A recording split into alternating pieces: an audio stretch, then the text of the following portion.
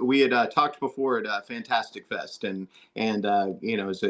love to catch it up with you then. But this one we have to talk to you about because I mean I'm embarrassed to say I don't know enough. I didn't know enough about the story beforehand, and but that's kind of the magic of movies is being able to shine a light on people who really need it, right? Right, Who right. deserve it. And people who don't actually seek the light, right? I mean, she didn't seek any limelight. She just sought to achieve what she wanted to achieve. Sought to have kids survive cancer more, and the whole health approach to cancer care and family care. I mean, she changed the world. She changed her world, and by changing her world, she changed the world. I love seeing your name pop up in movies because we always know that we're going to get something great. You've been a part of some of our favorite movies, and so it's. But when you get a script like this, you must think, "No, I have to do this, right?" Well, yeah, I mean, Sometimes. yeah, I do because I didn't know anything about her, Mm.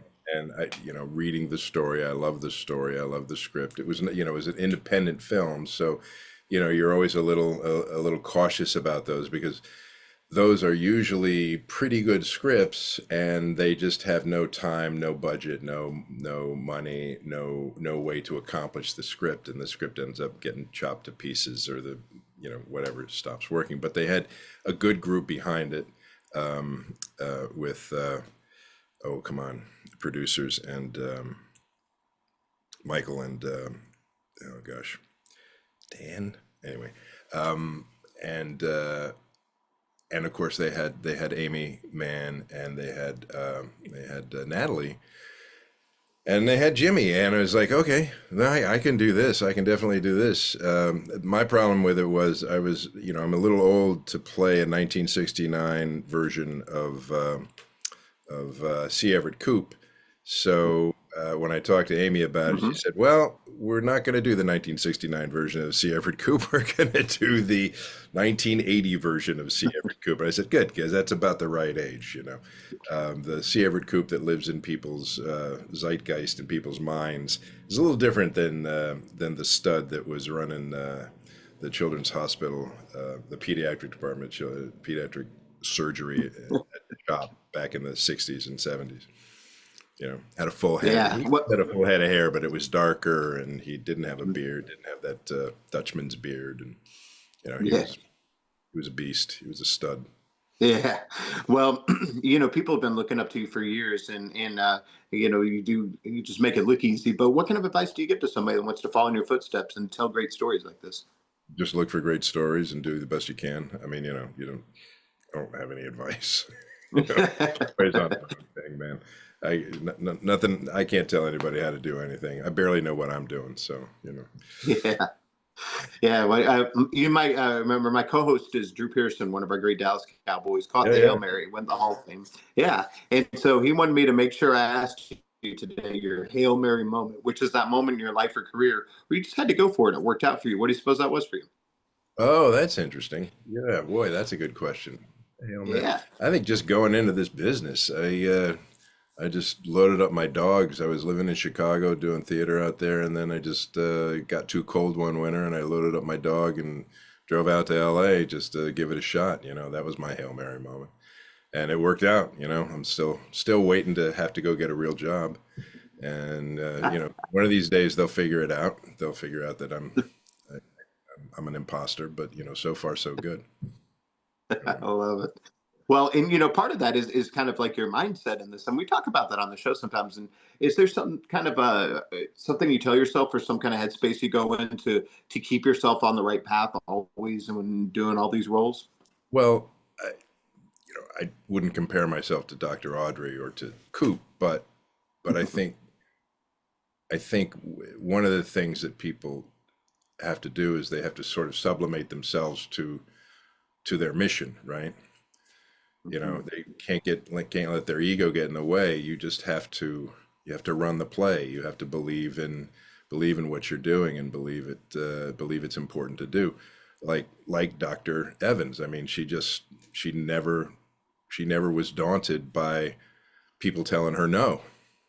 You know, when you're an Mm. actor, people tell you no all the time, but when you're, you know, when you've gone to school and you're a doctor and you're an expert and you're head of a department at a hospital and people tell you no, you know, sometimes you have to take no for an answer. But she never did. She just took it. She just understood that it was one answer to the question that she needs to ask differently in order to get to yes. I mean, she really just never took no. Well, she never took no for the final answer. She always was trying to find a different way to ask the question until she could get achieve what she wanted to achieve. I mean, her perseverance and her determination and her focus on making lives better is saintly in a way. I mean, it was just enormous. I think that's sort of if we could all live our lives in a way that makes where we're committed to making everybody's life better, then boy, what a great world it would be, right? With a story like this, of course it's meant for entertainment, but there's a lot to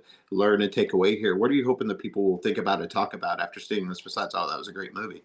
Well, I hope they're inspired by her. I mean, Yeah. she was an eccentric woman, no question, but also she was not intimidated by Dr. Coop because she believed in what she was doing. And if you know, maybe if you believe in what you're doing, then you know, then the world works. The world will bend in your direction.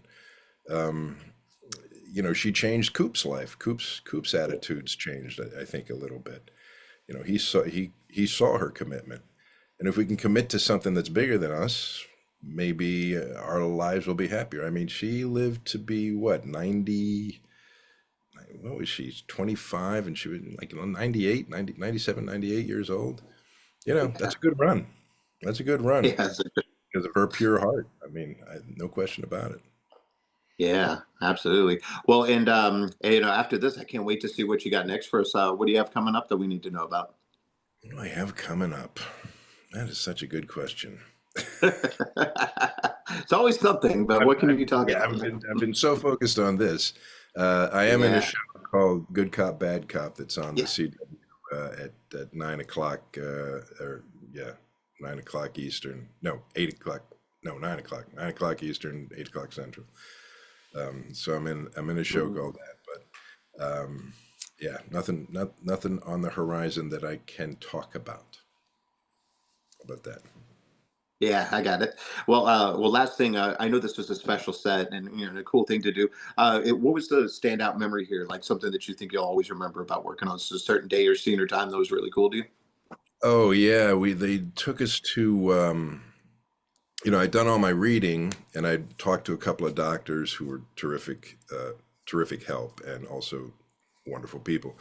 But then they took us up to the research facility that was at Children's Hospital of Philadelphia, a little tour.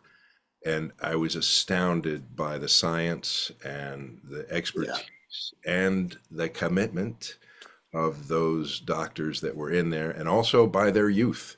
There were some very, what appeared to me to be very young people that were trying to solve that problem, solve the cancer question, and making great progress. And they were good at explaining it to a dumb old actor like me. But boy, it was like going into NASA, man. It was so cool to That's see all those people focused that way. Yeah. Oh, hey, you know what? We need some good positive content and a reminder of good humans in the world right about now, right? Right on, right on. I mean, you know, let's do it. Let's, you know, I always get amused that everybody's paying baseball players a lot of money, but baseball players and athletes in general, they tend to give back, you know. Right. They tend to like Ronald McDonald House was started by Yeah. you know, Jimmy Murray and Dr. Evans. You know, he was the general manager of the Eagles, right? So, you know, and that Hmm. started because a player had a sick kid, and and you know, athletes are generous that way. So I never begrudge athletes that get paid too much. I have a little problem with like CEOs of big banks Yeah. and companies and stuff that are only trying to get richer. But you know, you gotta give back in the way that those people give back. You know, it matters. It Yeah. really makes a huge difference. Makes a huge difference. Yeah, absolutely. Well, hey, thank you for doing what you do and telling the great stories of these great people. And look forward to talking to you again very, very soon. And we tell everyone Excellent. to check out the movie. Thanks for covering.